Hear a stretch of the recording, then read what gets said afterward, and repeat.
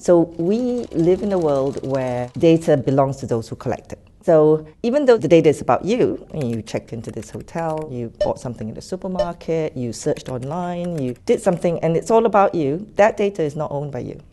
It's owned by the institution that collects it. We give our data away to anybody with very little thought. I mean, how many times have many people actually read the terms and conditions of an app or a website or anything like that? Many of them will have clauses that say, you give us your data, we're allowed to do what on earth we like with it.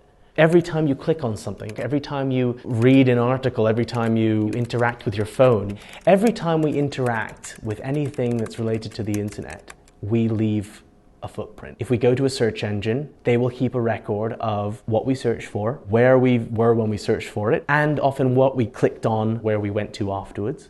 When that realization hits you, you suddenly think, but this is stuff I'm doing, but somebody else can potentially profit from that. And as things are becoming more connected, even more data is being generated. The Internet of Things is a big movement now worldwide about activating or connecting objects through the internet. It's what I call the internet jumping out of the box. So your toaster could communicate with your coffee maker saying, hey, it's 7:30. We need to turn ourselves on because it's breakfast time. Your refrigerator notices that you're low on milk and orders some from your chosen supermarket website. It's date night and your account from Netflix knows that you've been watching action movies these last few months, and as soon as you get in, once dinner's ready, because the oven will have told it, it will then have the film ready for you. We now find ourselves increasingly in a digital world where much of our lives can be sort of seen digitally. And that's what we often term as big data.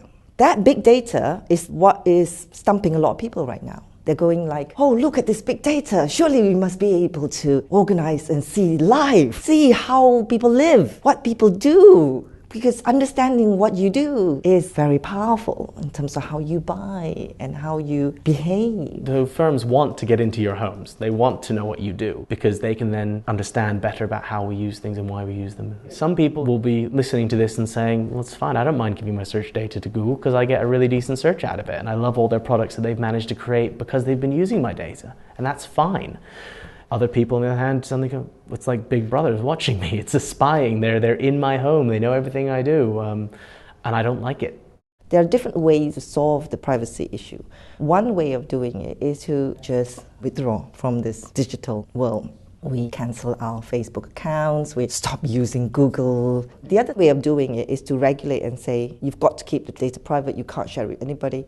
But that ends up increasing costs for companies. And that then leads to companies saying, well, why should I innovate then? Why should I bother to make cool stuff? You get into what we call a downward spiral. You've got less businesses out there, less innovation, less jobs. This is not doing well. So how do we reverse this? How do we get the digital economy to spiral upwards rather than downwards? The way to think about it is maybe you should just return it to me. Problem here is that if everybody returned the data to you, what are you going to do with it? So the hub of all things it's a combination of many different streams of research to create an app store or some sort of market for your personal data. It's not so much about stopping your data getting out as it is saying, here, I've got all this data that you want, come and get it in exchange for something. We like to think that you should have a hat like the way you have an email. Just imagine it's your database, but transformed from all the verticals towards a horizontal type of database. What does that mean about how I live my life? To understand meaning, data has to be contextualized. So that's the difference. Now when it's contextualized and it starts becoming valuable to you, it's now worth something. It's like your digital asset. And so we're just really trying to create something that appeals to everyone, but will give that sort of sense of comfort and control over our data. For the most part, there's a clear feeling that more control is good. The data's all there.